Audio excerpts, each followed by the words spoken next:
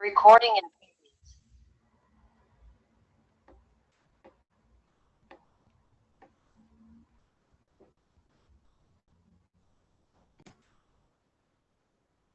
All right. Okay, I'm Nicholas Drake. I'm back here with Jordan from Victory Arms LLC, and this is Welcome to the Gun Show.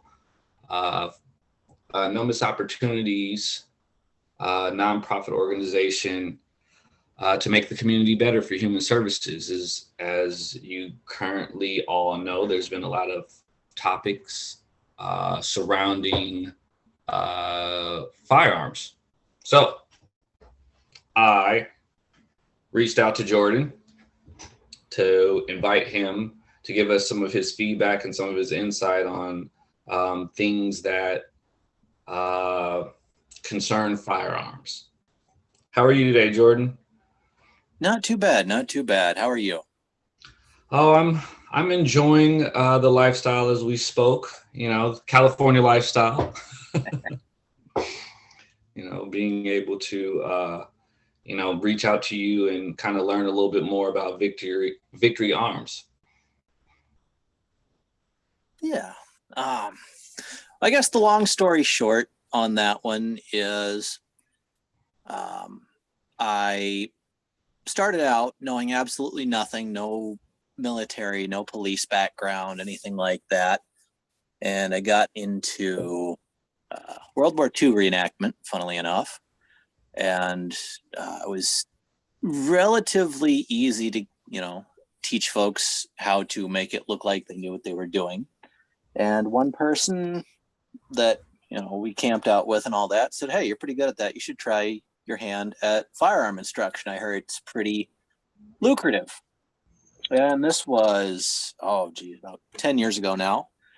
I set out and I got essentially all that was required here in the state of Minnesota was like your NRA pistol instructor cert, and that was really it. You didn't really need a super in-depth background. Mm-hmm. And I joined up with a couple contract companies over the years, bounced around a little bit.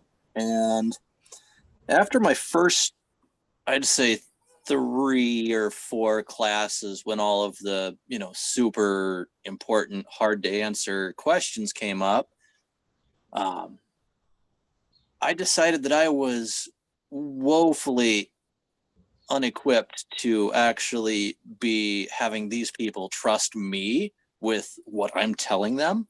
Mm-hmm. So all the money that I got through doing contract work every weekend, every other weekend, weekdays sometimes, went into furthering my education on firearms and being, a responsibly armed citizen in that regard.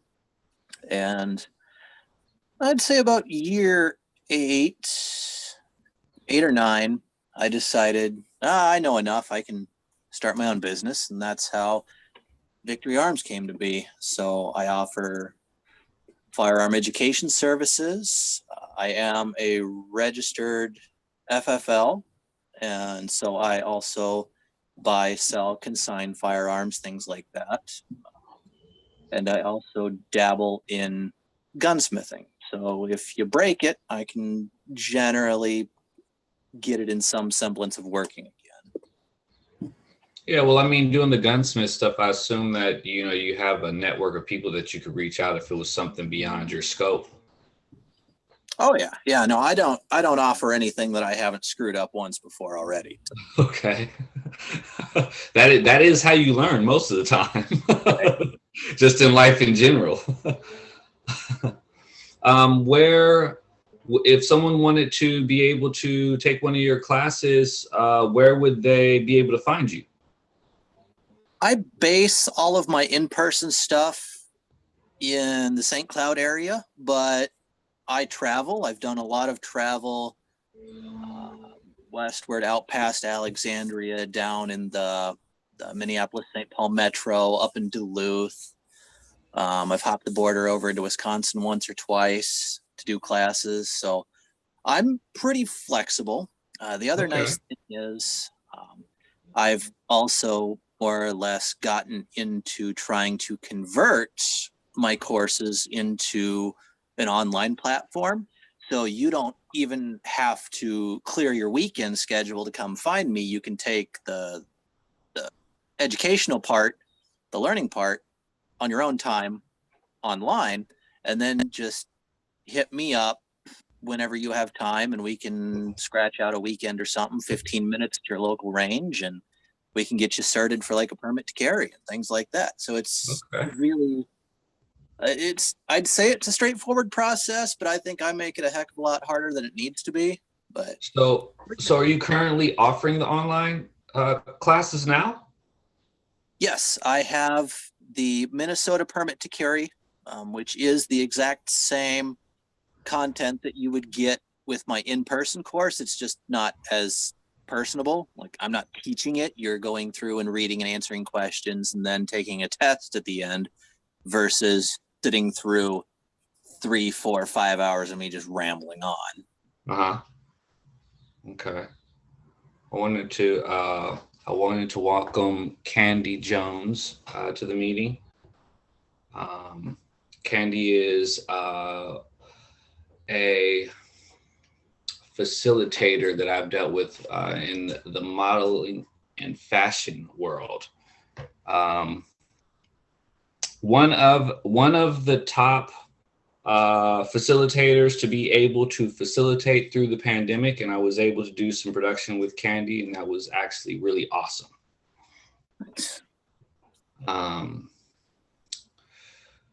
I was curious to know what your website is, or a link that they would be able to follow to be able to reach out to you for classes. Okay. Well, my main page is https .//victoryarmsmn.com, and you can access everything that I offer through the links at the top, and that'll take you through my affiliates page, and it'll take you to my courses page, or you can then hop from the courses page to victoryarmsmn.training, which is slowly but surely being filled up with all of my online course content. Like, so far, I've only had enough time to get the permit to carry and like a Pistols 101 hosted on there, but it's about 40 different things in various stages of done. So it'll get there eventually. Okay. Well, I mean, I do website design. That's why. So I have my handy TonyStarksMarketing.com for the Zoom meeting here. The marketing, I look forward to be able to market your website. We'll put the links down in this video so that way if anyone's watching or wants to reach out. Something that else I was kind of curious about, are you with the firearms, do you solely sell firearms and trade firearms in your state, or is that somewhere, because I'm out in California. I was talking to my uncle yesterday actually, and he had qualified for some firearms package, but a lot of the stuff wasn't permittable in California. Yeah, like I know the state of California has a rather restrictive list of what is and is not accepted over there. I don't honestly know what qualifies a firearm to be on the list and what does not, so I can't speak to that. But if if I did enough research and things like that, yes, I could sell online, but I try to keep it within my own state. That way I don't have to try and keep track of duties and taxes and, sending, say, Louisiana $20 in tax versus, just writing everything down in a little book here and then having my tax deal. I totally understand and feel your pain when it comes to keeping track of business affairs.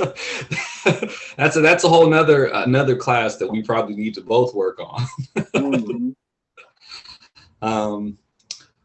Well, that's actually really cool.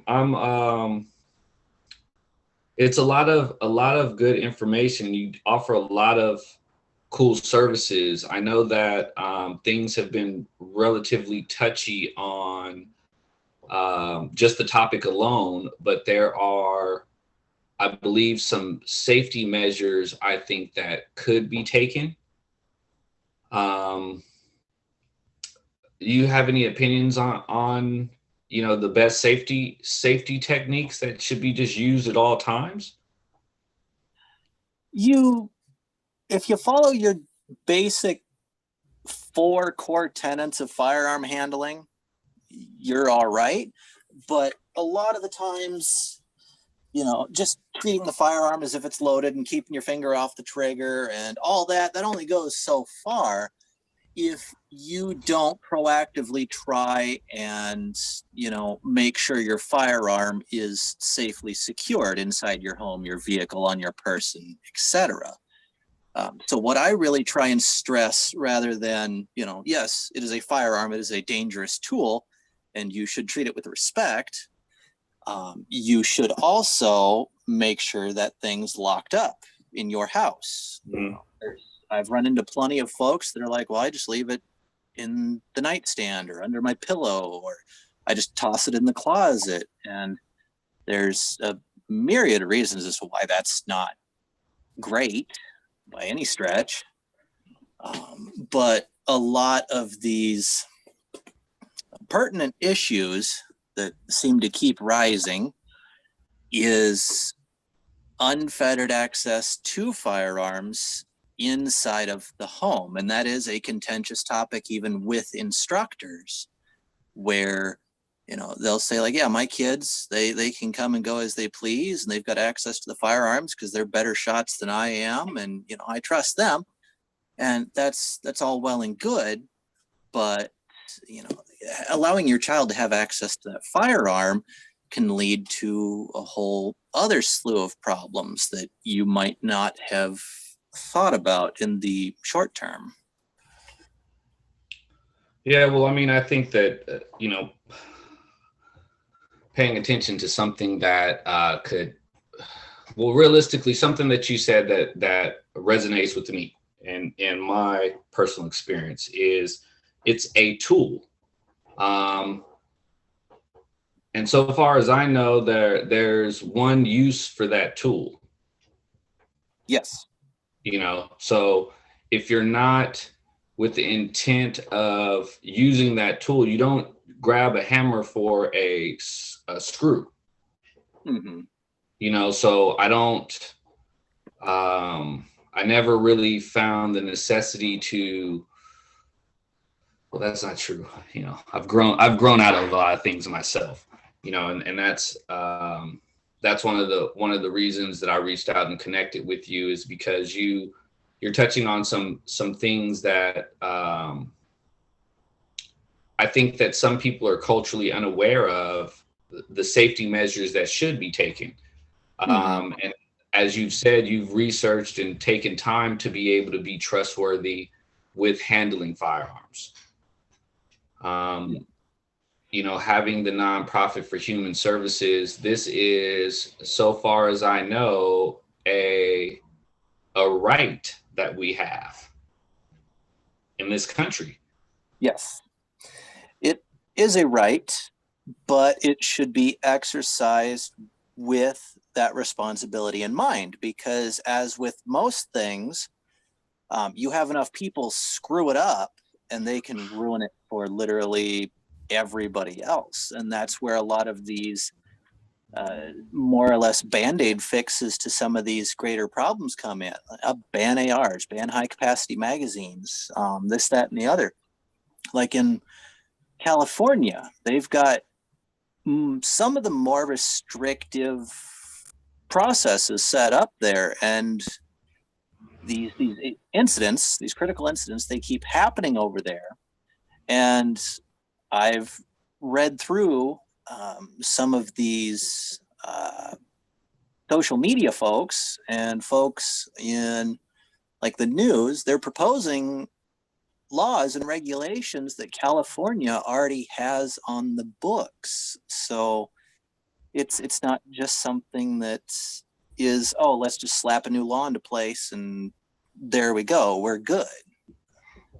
Well, do you feel like being outside of California that some of the restrictive laws have been preventative for California?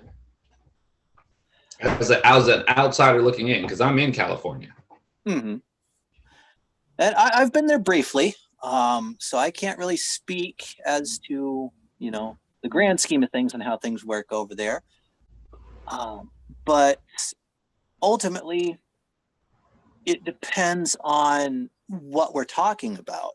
If we're talking about magazine capacity, so we cut 30 rounds down to 10. Great, perfect, cool. What's stopping them from buying twice as many 10-round magazines, slapping them into a handgun or an AR platform, and just going and committing those crimes anyways? What about the type of gun? Like I know with California, it is restrictive to that, I believe, single stack 10-round magazine. So then you have limited options there. But worst case scenario, what's stopping them from hopping over to, forgive me, I failed geography, but like Nevada or what is Las Vegas, places like that, where they could probably get the same thing if they went on like Arms List or whatever and hooked up with a local guy and bought it that way. Yeah, I mean, perspective wise, I can understand that. I guess I've never really thought about the comparison to another state of what the restrictions are here versus there. I know that in researching some of the restrictions, there's a couple of other states that are not as restrictive that, like you said, you could just travel to. I'm sure that's opening up a whole nother host of issues. Or now we're getting into, the 3D printing Pandora's box that's been opened, and now that it's become a lot more mainstream, and you've got even some of the top firearm professionals in the industry going out there and promoting this thing. Mm-hmm. Literally anybody can go on Amazon, buy a $300 printer, and then buy unregulated parts to finish up their build and then just have at it. So, like well, do you think there's, in regards to the current laws now, do you think that those laws are efficient? Do you think there should be, as somebody that's actually in the business, do you believe that there should be other laws, or do you believe that they're efficient now? For me personally, from doing a lot of the research here, a lot of the laws are based primarily on, restricting.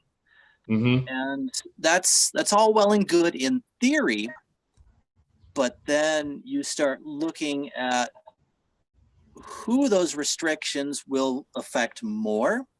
And then it becomes a lot more one-sided as to, well, if you have the money, then you can just get around these restrictions or, stuff like that. And then you look at population density, where in LA, I'm assuming like just LA proper, there's probably a better portion of the whole of Minnesota in that one space. So then you have to look at how enforceable are those restrictions when it comes to how many people there are. So yeah, so you're looking at the bigger picture and just overall, kind of narrowing it down to the idea that it's just a whole topic that needs to be addressed rather than just restricting. Yeah. Yeah, so yeah, that makes a little more sense than when you're expressing like one person messing it up for everybody. Not everybody's responsible. Common sense isn't very common. Safety isn't. Safety is not really inherent. Some people. Like I've been flagged by a gun more times than I can count, and that's why I've got a really nice life insurance policy. But I hope to God I never have to test that theory. But you said you've been what by a gun? Flagged, where you have, in my instances, students where they're at the range and they're doing their test out or whatever, and then they just turn gun in hand, wave the muzzle at me and everybody in the immediate area, and that gets a stern talking to. But I guess that's happened to me more often than I would like to admit personally, but it is a thing. Like I said, safety isn't inherent just because the thing is dangerous. Look at cars, look at the amount of DWIs that are thrown out there on the daily, and heck, look at Wisconsin, where I think, and forgive me if I'm wrong, they allow like 4, 5, 6 DWIs before they even think about pulling your license. So it's one of those things. Yeah, I can understand. I mean, whoa, that's interesting. Look, I have to use that phrase, flagging. There's a lot of flagging that goes on in here in Los Angeles, in the Los Angeles area.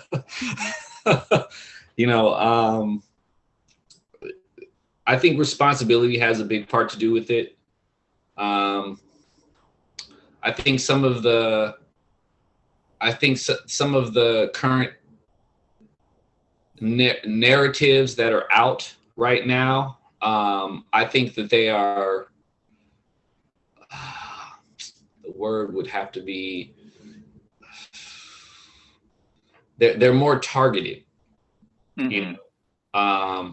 And the reason why I know that is because I do marketing. I do TonyStarksMarketing.com. And I do target marketing, and certain stories that are being pressed as issues, they're highly focused. Mm-hmm. They're not like some of the things that, speaking with you, you've touched on, is there's a broader picture other than just restriction. Your viewpoint is saying, hey, look, why don't we ask some of these questions first to find a solution to some of the basic issues before we get to just restricting stuff, because we have places that are restricted, like California is restricted. I could say from my experience, I've been flagged a few times. I've done a little flagging of my own. And that's not necessarily even, from my particular area and perspective, is not a safety concern. So the level of safety, or even understanding of what safety is, because up until you expressed that to me, I never really thought about how realistically dangerous that is, to the point where you're going like, hey, life insurance policy isn't bad. Should just invest in one of those from the point of what I do for a living. Right. So that's one of the reasons why, again, I wanted to connect with you, because I think that there is a value into being able to offer your classes and market your classes. That's one of the benefits of having the nonprofit, is to be able to decide things that are going to be, as the phrase says, to make the community better for human services. Everyone should probably have a basic idea and understanding, and that's something else too that I think about. Some people's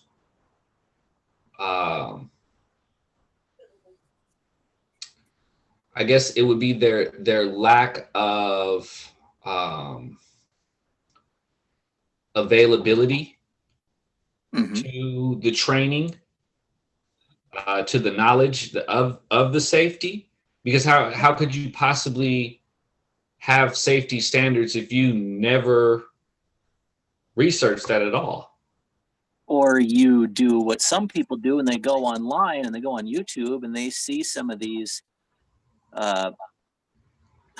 lack of better terminology, is these hype beast guys that go on there and they're just blowing things up with these guns, and they're screwing around and putting holes in their cars and shooting body armor in their backyards and, you know, stuff like that. And they just think, well, hey, that's normal, that's fine. And like, I get it from an entertainment perspective, but for like an actual practical use of it, it really kind of misconstrues the concept a little bit. Well, I mean, I would say that entertainment purposes will misconstrue the reality of anything because it's entertainment. As an entertainer myself, I understand, and I've had situations having videos on YouTube where people's association with the entertainment side versus the reality side, you know, can definitely cause issues. You know, this isn't Grand Theft Auto. It's real life. Right.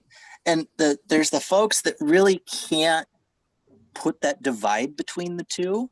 And I think that's where some of the issue can come into play, is they look at that and they say, this is normal. This is what I should do with it. Whereas, you know, a reasonable person would look at that and they say, oh, yes, this is completely for my entertainment value. So I could just put this on and have noise in the background, or haha, that looks cool, big explosions, right? And they know the difference. Well, I want to say for entertainment value, there, as somebody that is a producer with So West Coast, reaching out to someone like yourself to be able to highlight this information. For one, your business model it's not designed to provide entertainment. It's a safety service. Yes. Okay, so as somebody who my LLC, So West Coast LLC, is the motion picture and video production side, and that's a for-profit business. The nonprofit allows me to offer human services to make the community better. That's what No Miss Opportunities is. So when I see an opportunity, like I did with yourself, which, you know, let me not skip over the accolades that you and I met in a private group. You are essentially hired by Meta to create online classes with your services. More or less, yeah. You know, so it's something that I reached out for as a collaboration of two target marketed, invited Meta employees. You know, to be able to offer your services in areas that demographic wise, I do not believe have the availability to what it is that you're offering, the knowledge of what it is that you've already researched. You know, like you said, the YouTube videos, I laugh about the YouTube videos when you brought that up, because I think about right now, like there's a whole other subject of people doing things that are on, first of all, that they're recording, regardless of what platform they put it on. Yeah. There's certain stuff that I do not record. I don't. First of all, it's ill-advised to record yourself doing anything that can't come to light and be positive. You know, but that's also too from personal experience of having done it for so many years. But being able to have someone like yourself to be able to brand you as, hey, this is the right way to do this, and this is the wrong way to do it. You know, there's enough examples of the wrong way to do it but there's very few examples of the right way to be able to provide an opportunity for people to understand and better their surroundings. Yeah. And don't get me wrong, firearms can be fun, but you really got to, like I said, treat it with respect. Like, I'm part of the NSSF's +1 movement, where I actively try and get out and interact with folks that might be on the fence about guns, or even, against guns. And as long as they want to come to me in good faith, I'll spend plenty of time talking to them, take them out to the range, let them shoot a variety of different guns, just so they can see that, yes, they are dangerous, but if you respect them and you respect the space that you yourself and the other people and the firearm itself are in, you will have infinitely less problems than if you just run around your cul-de-sac with a gun waving around your head. It's two completely different worlds sometimes to some folks. So I try and bridge that gap as best I can. Well, so what's some of the fun things that you can do with a firearm? Just learning how to use one and taking it out to the range, that can, give you a boost of adrenaline. And that can give you that excitement of, just having an explosion go off in front of your face. And, some people really like that, and they get that adrenaline high. Or I personally love that. That is definitely what's it called? Deep rooted in my soul. Mm-hmm. And I'm very passionate, and I love hardware. I love tools. What would you say your well, do you refer to the firearms as weapons? I try not to, because that immediately implies a negative connotation to folks. Like, Okay. It is a weapon, like same as like a sword or a tank or anything like that, where its main purpose is to destroy. Weapon always has a bad connotation to it. So it is a tool. Like, it can be used for hunting. It can be used for providing for you and your family, if that's your thing. It can be used for recreation. Like I said, just taking it out to the range, or joining some of the tournaments that you can go and do, and, have a little community there, getting with folks of the same interests, and, comparing scores and times and things like that. So it's more than just the weaponized aspect of it. Mm-hmm.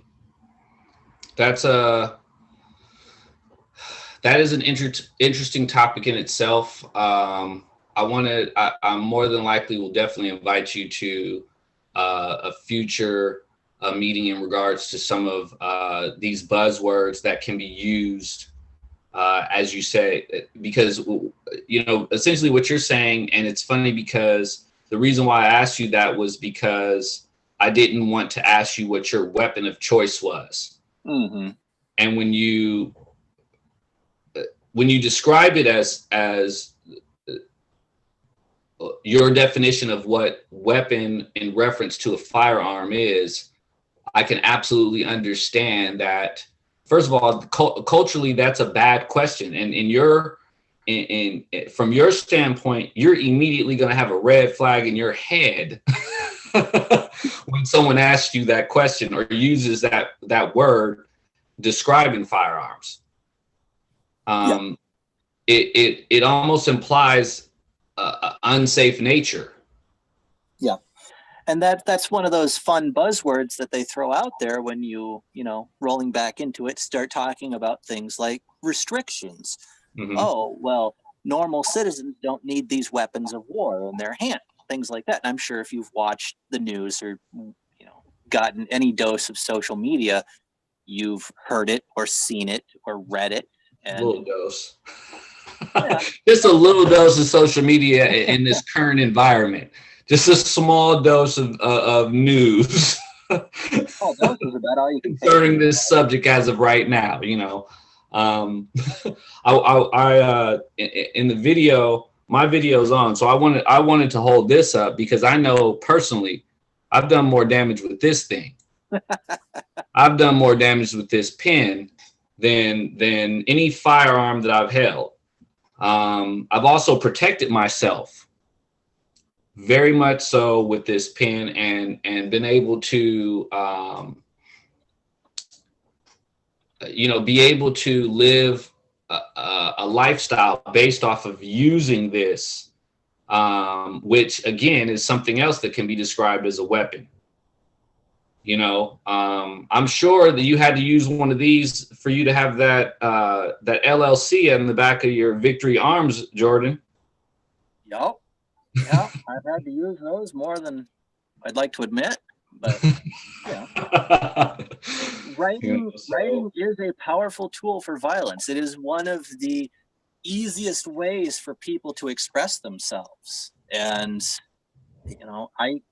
responsibility is needed with that one too, especially when you start getting into the online world where once it's out there, it's out there. So. Yeah, well, I'm really, big on making sure, marketing wise, that there's a positive projection on whichever subject we're, kind of touching on, because having a positive perspective on your online persona, it's going to stick with you. It's not going anywhere. What's going on, Smoke? How you doing?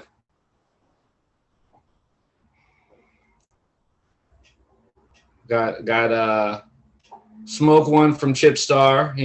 I was telling Jordan a little bit earlier. Sometimes you just got to be in traffic, and you could pop into the Zoom meetings. That's how we do it. That's how we do it. Jordan is a firearm safety instructor that we're going to be kind of putting together some marketing work with his classes. Jordan, Smoke One here is a Chipstar ENT president, founder of the Chipstar movement, which West Coast got a huge springboard boost in the entertainment industry because of Smoke's contributions. So he's also somebody that's been on site to a lot of the events in the live event arena. So he has to maintain security. We've been successful with a lot of the concerts and events that we've put on, and being able to have security without violence because of Smoke's vigilance, I would have to say. Okay. So being able to offer these classes and service, I believe there's a huge market, because I can't confirm or deny what anyone had at that club, but I can absolutely say that it was wild. It was some wild parties. And to be able to have a positive, outcome from those things, I can't do anything but salute Smoke and Chipstar Entertainment for that part of their contribution to the brand. He's also an intellectual engineer and mentor of mine. So it's always good to see one of my mentors kind of tap into what I'm doing, and I laugh about that a little bit, because these are having meetings like this and being able to invite someone like yourself to it, with the diversification of what we're doing with the West Coast brand, now being No Miss Opportunities. These are like, I'm obligated to be doing good things and bringing positive things to the community. So I'm always honored to be able to have my mentors check in on me to make sure that I'm doing what I'm supposed to be doing for our community. Yeah, got to keep you on the straight and narrow, right? Oh, look, I can tell you right now that no firearm needed. No firearm. My phone starts ringing. That again, you can get a weaponized phone call to keep me online. Smoke check into the Zoom meeting and don't even turn his microphone on. So I'm very glad that you joined today, Jordan, because it lets everyone know that I'm doing my job.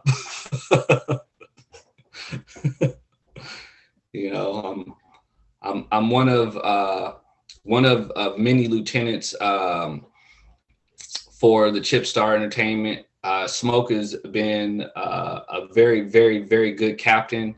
We have Chip Star hitters on all streaming platforms, featuring Chip Star Entertainment. So, if you're listening to this later on, go ahead and check that out. I'll definitely put the link in the description. And that's generally why I invited you to this, Jordan, because even with Smoke tapping in, there's certain buzzwords, like for instance, Chip Star hitters. I'm curious to know what that term would mean to you. For me, it doesn't really mean anything to me. I've never heard it before. So yeah, well, the song that Smoke did was called "A Posse Full of Hitters." So, and that's being able to, get out and get the business taken care of. You don't really. One thing that I've learned in my upbringing in Los Angeles and the South Central community is, if you fail a mission, you become a mission. So making sure you're a hitter, pretty much your best bet is to walk me if I come up to bat. So it makes it for a less confrontational situation, especially in business. I consider business a contact sport. Being able to have somebody that has a more safe method in researching something that in this particular environment is kind of a norm. And that brings me back to the current media that I believe is very targeted in certain situations. There is a norm in the city of Los Angeles that firearms is just kind of a part of it. And that's not necessarily a bad thing if there's safety attached to it. Mm-hmm.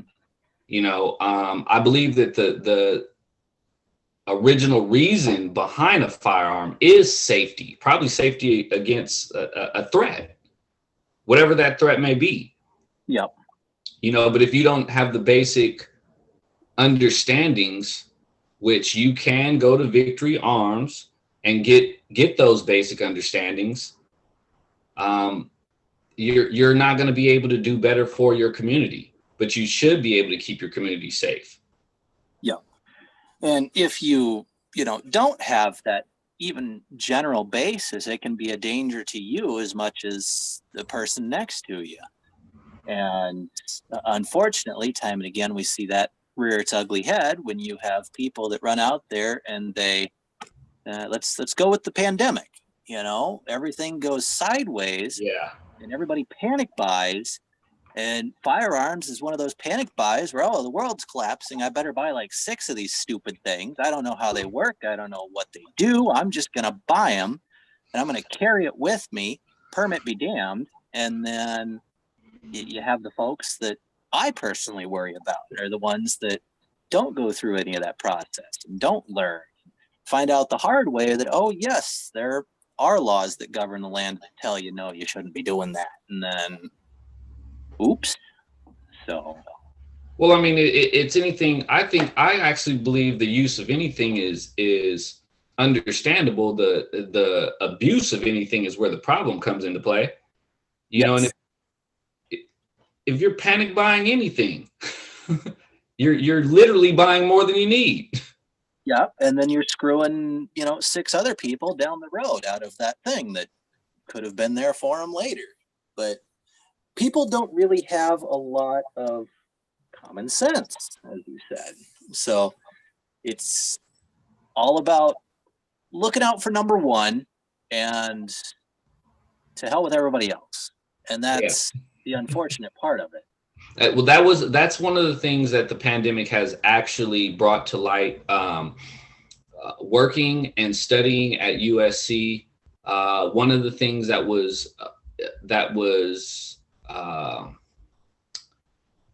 I was educated on, which is a really very new idea, is Maslow's theory of motivational factors. It basically is describing the current state of human beings at a survival method. So if you're in a survival method, then you're going to have to understand people are going to have a method of protecting themselves at all cost. Yeah. And if that's with a firearm, the thing is, you want that to be a protection for you, not something that's a liability for you. Yeah. So the reason why the No Miss Opportunities is reaching out to provide this particular service is because this is a time that everyone is looking and reaching out to protect themselves. So the safest way to do that is reach out to Victory Arms, take a class.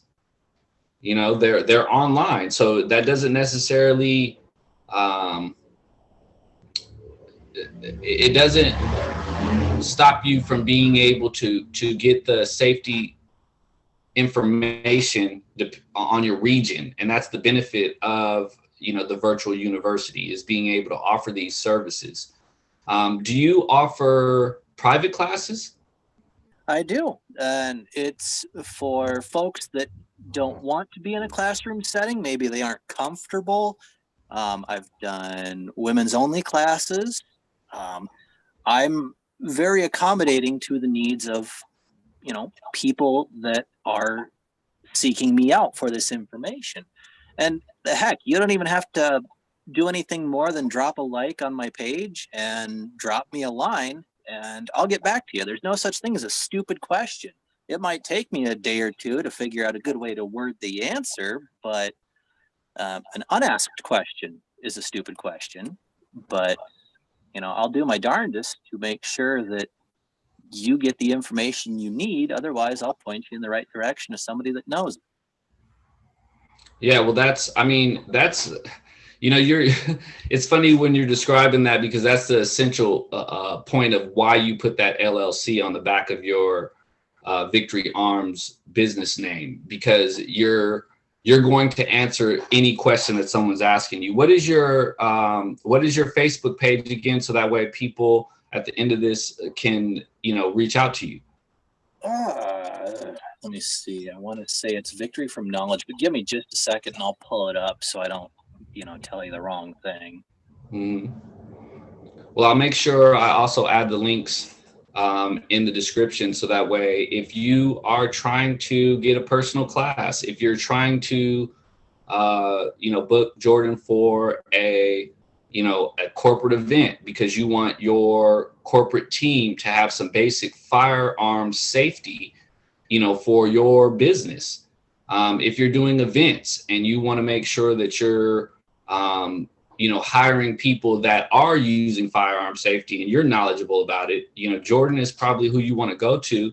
He has all the paperwork that he needs to have, and he's willing to answer any question that you have. And if he's telling you that it's a stupid question for you not to ask it, then you probably should reach out, because there's a lot of questions concerning things that are going on, things that are happening in our society, and realistically your safety. And that's of most importance, because if you can't take care of yourself, then you're really going to be in trouble just in society. No. And Were you able to find the page name? Yeah, you can either search Victory Arms LLC, it comes right up, or it is at Victory from Knowledge. That'll pull it up too. Okay, go ahead and Google that. Google is one of my sponsors, so don't. I'm having a prideful plug. All right, you can go to Tony Stark's Marketing. I'll probably put some of the information on there because I think it is relative to the Tony Stark's Marketing targeting that I do. As well as No Miss Opportunities. I'm sure we'll have some links on there for you as well, Jordan, because I look forward to being able to, continue this narrative. I think that your professionalism towards the subject, there's a very big need for it, because I think that the narrative that's going on in the media is very targeted, and like you said, it is weaponized. And I don't think from this meeting with you going forward, I know to use a different word, because I skipped over the question I asked. I wanted to know what your firearm of choice was. Personally, yeah, I am quite partial to the Springfield Hellcat, but I carry an old Bulgarian Makarov as a carry gun because it's a $300 throwaway gun, essentially. So I don't ever plan on using it, but God forbid, if I do, then I'm not out $600, $700, $800, $1,000 on a new SIG. So it's something that I trust my life with, but I can definitely recommend something a little bit less niche if that's your thing. Well, what are some of the firearms that you have sold over your experience in the business? The firearm sales is actually relatively new. I've only been doing that about a year out of the now 2.5 of being on my own. But I specialize in carry guns. So you're looking at your compact, subcompact, reliable, generally try to opt for striker fired pistols, things like that. But I've sold shotguns, I've sold ARs, I've gotten folks optics and magazines and kits and medical supplies and all manner of stuff. I'm pretty well connected in terms of distribution platforms. So if you're looking for something that's not 200 years old, I can probably get it for you relatively easily too. And before we wrap this up, I just wanted to ask you, because it is a hot topic and subject right now. Do you have any what is it? Do you believe that there's anything specifically that makes an AR stand out? Other than its customization options, not terribly. A long gun is a long gun. Yes, it has a detachable magazine, but you can get them in 5, 10, 25, 30 rounds. It's not out of the ordinary to see a wide variety of these things out there. So it's no more or less dangerous in the broad scale of things. Mm-hmm. Well, I had one more question to kind of wrap this up. Have you ever experienced a firearm itself, by itself, murdering anyone? No, I have never run into that.